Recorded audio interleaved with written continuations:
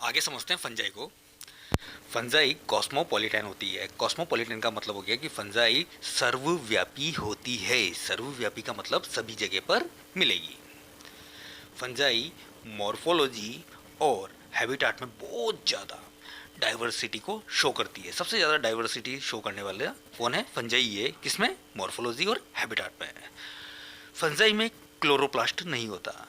अगर क्लोरोप्लास्ट नहीं होगा तो ये अपना फूड खुद नहीं बनाएगी।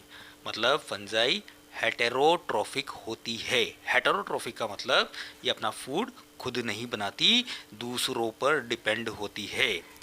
सोर्स ऑफ फूड के बेस पर ही हमने फंजाई को दो टाइप में डिवाइड किया है, सैप्रोफिटिक और पैरासिटिक। ऐसी फंजाई जो अपना फूड डेड ऑर्गेनिक मटेरियल से ऑब्टेंड करेगी उसको हमने नाम दे दिया सैप्रोफिटिक। दूसरा हो जाता है कि पैरासिटिक। पैरासिटिक का मतलब हो गया कि फंजाई अपना फूड लिविंग ऑर्गेनिज्म से ऑब्टेंड करेगी। यहाँ तक बात क्लियर है। फंजाई की बॉडी को माइसीलियम बोला जाता है और माइसीलियम का जो फिलामेंट होगा उसको हमने नाम दिया है हाइफा। बेटा मैं यहाँ पर जो भी बातें कर रहा हूँ फंजाई की जनरल इंट्रोडक्शन की बातें कर रहा हूँ। आगे बात करेंगे। फंजाई मल्टी सेल्यूलर ही होती है जनरली, लेकिन कुछ फंजाई है जो कि यूनिसेल्यूलर होगी और यूनिसेल्यूलर का एग्जाम्पल हो जाता है यीस्ट। ठीक है। फंजाई में सेल वॉल मिलेगी और इसकी जो सेल वॉल होगी वो काइटिन प्लस पॉलीसेकेराइड की बनी होगी। काइटिन प्लस पॉलीसेकेराइड की। ठीक है, आगे बढ़ते हैं। फंजाई में स्टोर फूड जो होगा वो होगा ग्लाइकोजन और ऑयल। ठीक है, अब बात करते हैं कि फंजाई का रिप्रोडक्शन। फंजाई में रिप्रोडक्शन तीन टाइप का होगा। एक हो जाता है वेजिटेटिव, दूसरा हो जाता है एसेक्सुअल और तीसरा हो जाता है सेक्सुअल। सबसे पहले बात करेंगे वेजिटेटिव रिप्रोडक्शन की। वेजिटेटिव रिप्रोडक्शन तीन तरीके से होगा।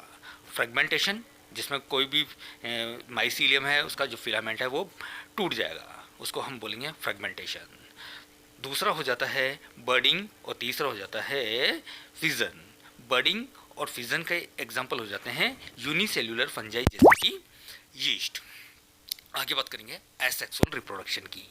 एसेक्सुअल रिप्रोडक्शन स्पोर फॉर्मेशन से होता है। अब स्पोर का फॉर्मेशन होगा, डिफरेंट टाइप के यहाँ पर स्पोर बनेंगे, जैसे कि स्पोरेंजियोस्पोर और कोनिडिया।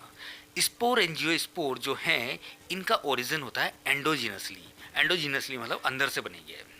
कोनिडिया इनका ओरिजिन हो जाएगा एक्सोजिनसली, मतलब बाहर से बनेंगे। ठीक है, स्पोरेंजियोस्पोर जो मैं बोल रहा हूँ इनको भी हमने दो टाइप में डिवाइड किया है। एक हो जाता है क्या जूस्पोर जो कि मोटाइल होंगे और एक होगा एप्लेनोस्पोर जो कि नॉन मोटाइल होंगे। आगे बात करेंगे कि इसका सेक्सुअल रिप्रोडक्शन। सेक्सुअल रिप्रोडक्शन जो होगा वो तीन मेथड से कंप्लीट होगा। पहला हो जाता है प्लाज्मोगेमी, दूसरा कैरियोगेमी और तीसरा है मियोसिस। सबसे पहले क्या होगा, जो हैप्लॉइड सेल्स हैं वो आपस में फ्यूज़ कर जाती है, उनका साइटोप्लाज्म फ्यूज़ हो जाएगा लेकिन न्यूक्लियस फ्यूज़ नहीं होगा। तो इस प्रोसेस को हमने नाम दिया प्लाज्मोगेमी। और इस सेल के अंदर जो एक सिंगल फ्यूज़न होने के बाद जो सिंगल सेल बनी है उसमें दो न्यूक्लियस हो गए, इसको हम नाम देंगे डाइकैरियोटिक फेज।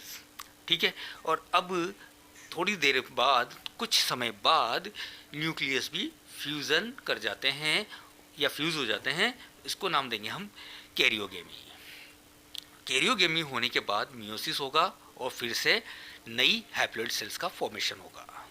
अब मैंने बोला कि प्लाज्मोगेमी के बाद जस्ट एकदम से न्यूक्लियस फ्यूज़ नहीं करेंगे तो डाइकैरियोटिक फेज आएगी, और डाइकैरियोटिक फेज किस में देखने को मिलेगी हमें?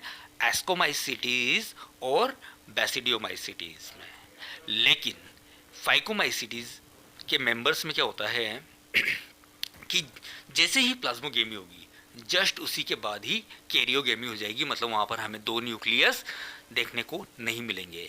तो वहाँ पर हम क्या बोलेंगे? डाइकैरियोटिक फेज देखने को नहीं मिलती, किसमें? फाइकोमाइसिटीज में।